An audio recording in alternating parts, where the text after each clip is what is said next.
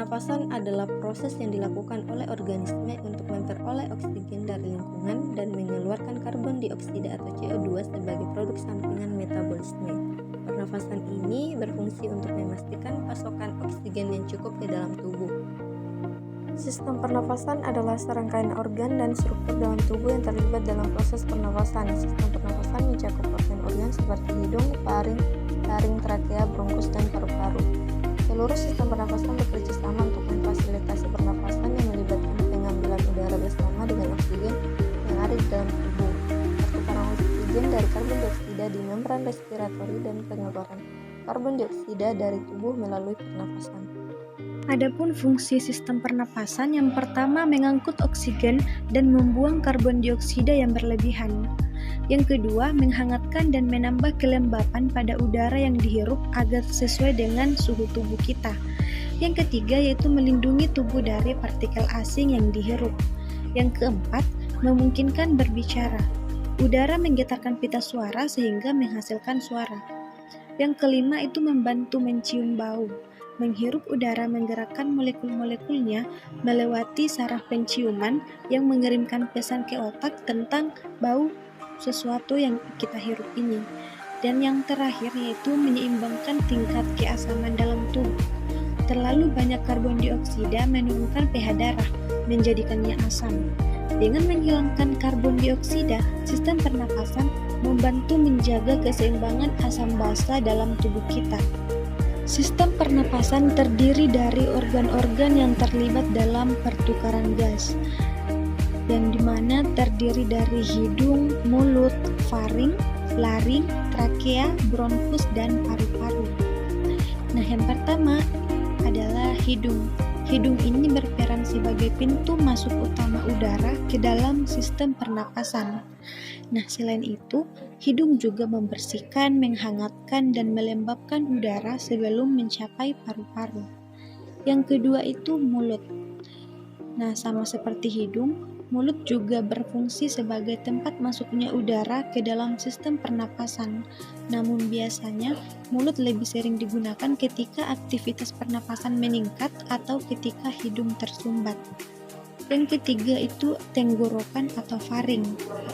Ini berperan dalam mengarahkan udara dari hidung atau mulut ke kotak suara dan trakea. Yang keempat itu kotak suara atau biasa disebut dengan laring, yaitu tempat terjadinya pembentukan suara. Nah, selain itu, laring juga berfungsi sebagai pelindung jalan udara dan mencegah makanan atau cairan masuk ke dalam saluran pernapasan. Nah, yang kelima itu batang tenggorokan atau disebut dengan trakea. Ini merupakan saluran udara yang mengarahkan udara dari laring ke paru-paru.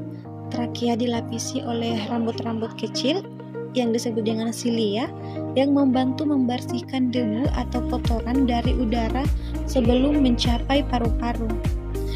Kemudian saluran udara atau disebut dengan bronkus merupakan saluran udara yang terbagi dari trakea menjadi dua cabang utama.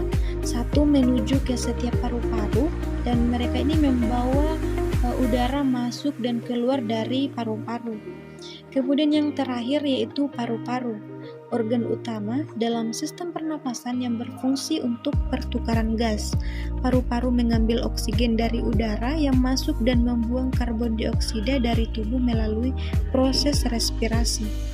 Ventilasi pulmoner adalah proses pernafasan di mana udara dipompa masuk dan keluar dari paru-paru. Proses ini melibatkan pergerakan otot pernafasan seperti diafragma dan otot interkostal untuk mengubah volume rongga dada sehingga udara bisa masuk dan keluar dari paru-paru. Ventilasi pulmoner sangat penting untuk memastikan pertukaran gas yang efisien di dalam paru-paru dengan mengambil oksigen dari udara dan membuang karbon dioksida. Pertukaran gas pada membran respiratori prosesnya terdiri dari 3 langkah yaitu pertama inspirasi, di mana udara kaya oksigen dihirup melalui saluran pernafasan dan mencapai alveoli atau kantung udara kecil di paru-paru. Kedua, difusi, di mana oksigen bergerak melalui membran alveoli ke dalam pembuluh darah kapiler yang melingkupinya Pada saat yang sama, karbon dioksida yang terlarut dalam darah bergerak dari pembuluh darah kapiler ke dalam alveoli.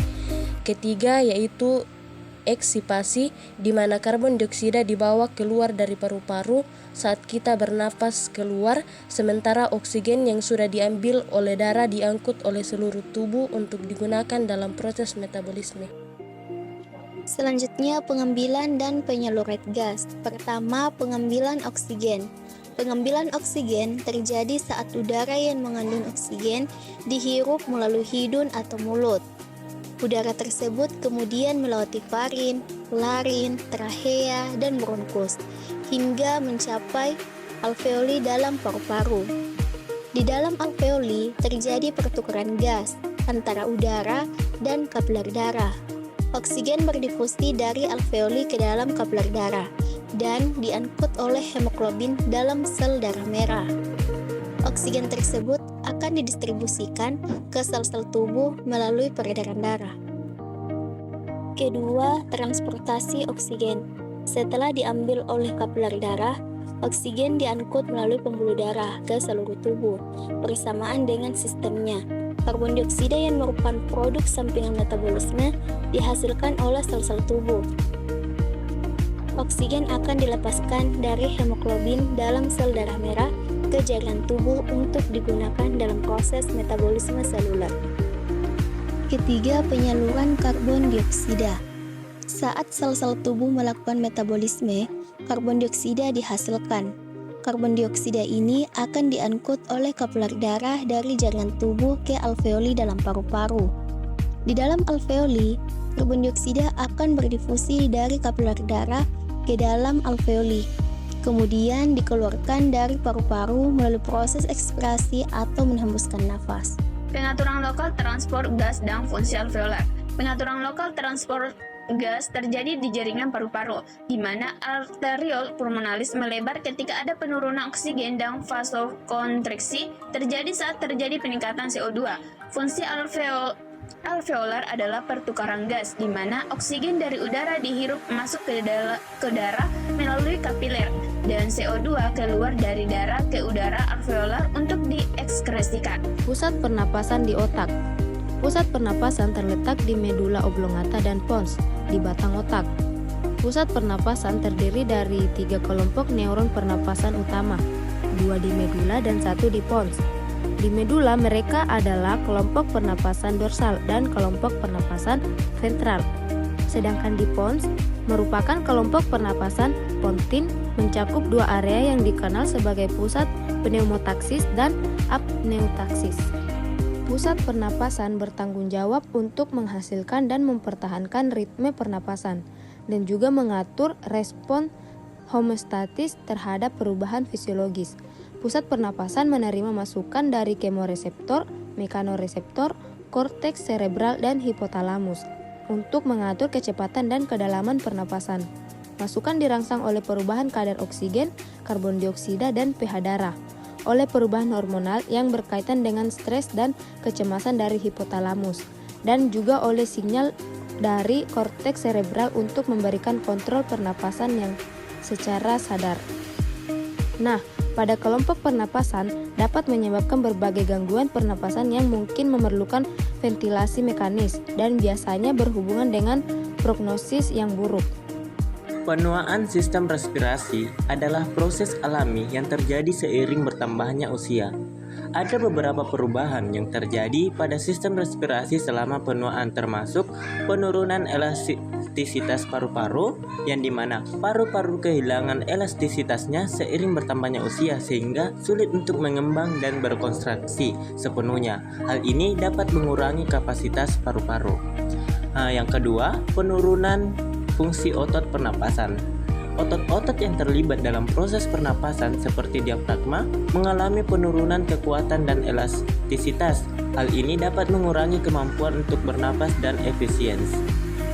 Selanjutnya, ada penurunan kapasitas paru-paru, yaitu di mana kapasitas vital paru-paru yaitu jumlah udara maksimum yang dapat dihirup dan dikeluarkan setelah pernapasan yang dalam cenderung menurun seiring bertambahnya usia. Selanjutnya ada penurunan daya antibakteri dan antivirus, di mana sistem kekebalan tubuh juga mengalami penurunan dengan bertambahnya usia, sehingga orang tua lebih rentan terhadap infeksi saluran pernapasan. Selanjutnya ada peningkatan risiko penyakit pernapasan, yaitu orang tua lebih rentan terhadap penyakit pernapasan seperti pneumonia, bronkitis, dan penyakit paru obstruktif kronis (PPOK). Dan yang terakhir ada penurunan respons terhadap oksigen. Tubuh mungkin tidak merespon dengan cepat terhadap penurunan kadar oksigen yang dapat menyebabkan kelelahan dan ketidaknyamanan. Penting untuk menjaga kesehatan sistem respirasi dengan pola hidup sehat seperti tidak merokok, melakukan olahraga teratur, dan menjaga berat badan yang sehat. Memeriksa rutin juga penting untuk mendeteksi dan mengelola masalah pernapasan sejak dini.